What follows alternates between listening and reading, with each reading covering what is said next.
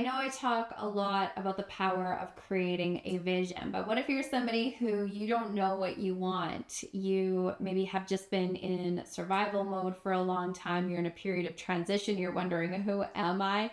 Or maybe nobody's even asked you the question, what would you love? What do you want? So today we're going to dive into how do you create a vision if you're in a position where you really don't know what you want, you don't know where to start with a vision. Hi, I'm Stacey Berger, transformational coach in life and business. And the power of a vision is so important. If we don't know where we're headed, if we don't have a destination, then it's really tough to make decisions and we're just kind of drifting or floating along. So a vision and having a clear direction is one of the most important pieces in transforming your results. So what if you're the person who doesn't know what you want? I want to give you a few tools today to really support you in gaining that clarity in your vision. And I have a special invitation for you today as well. So make sure that you stay till the end. You really can learn how to dream and how to vision. And one of the best places to start is to carve out some time to do that. It's really easy to say, well, when the kids are older, when I'm not caregiving, or when I retire, then I'll dream. And start by intentionally setting some time aside where you're going to get clear on what your vision is, what's important to you. Schedule time, maybe it's Sunday mornings when everybody's still asleep and you can sit down and really start to consider and think about that dreaming. So carve some time out for you and yourself and to dream a little bit. The other way to get clear on your vision is by journaling. Take some time with pen and paper and start journaling using some prompts. Like, when I was a kid, I always wanted to. If I were to win the lottery, here's what I would be doing. Giving yourself permission to journal and imagine all the possibilities. And inside that journaling process, really important to put the how on hold. Just practice using your imagination, giving yourself permission to really dream into what it is that you would love.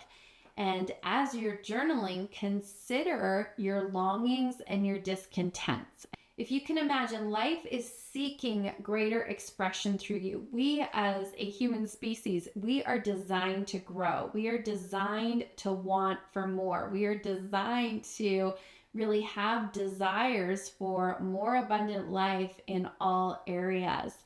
And so life wants you to be happier. Life wants you to be more, to do more, to have more. And the way that life itself is showing up, asking you and inviting you to grow, is in your current results, in your longings and your discontents. So as you look at your current results right now in your current life right now, where are you discontented? Where do you feel lost? Where do you feel frustrated? Where do you feel those rubs, or where are the problems in your life? Those problems are actually really powerful feedback to help you get greater clarity on your vision. As you think about your day, when you wake up, what are you worrying about? What are you thinking about? What are you complaining about to your girlfriends or to your friends or to your partner? Those areas of challenges and of problems are perfect feedback to help you get greater clarity on your vision. So as you're looking at your discontents, take that as information, and now what we want to do is flip the script. So if it wasn't that discontent, if I didn't dread going to work on Sundays, then if I'm flipping that script, maybe it's I go to bed and I'm so excited for my week. I'm doing work that I love. Maybe you've got a really long commute and you can't stand your commute anymore. So if you were to flip that, I'm so happy and grateful that I work really close to home. I can ride my bike. I can walk to work. Notice how the discontent in your life is really good feedback to help you get greater clarity on what it is that you don't want. So if you're wondering, what's my vision? Look at that discontent. The other place you want to look at is your longings. What's your longing? Your longing is that yearning inside of you. Most of us have been trained to ignore it. We've been trained to be practical, be realistic, that's for dreamers, or you get to a certain age and it's too late. And most of us have been trained to ignore the longings. And I'm inviting you into really paying attention to those yearnings, those longings. Is there a place in the world that you've always wanted to travel to? Maybe you've always wanted to learn a certain language or take that art class, or you just really love getting your hands dirty in the dirt and you love planting your garden. Pay attention to what gives you life. Maybe think back to when you were a kid and what you dreamt of being. Maybe you always wanted to be a teacher or a doctor, or to be an author, or to own your own business. Pay attention to those times in your life where you had those dreams, and maybe you put those dreams on hold because life took over, or you were told it wouldn't be practical, or you just didn't know how to accomplish it, so you didn't even give yourself permission to dream.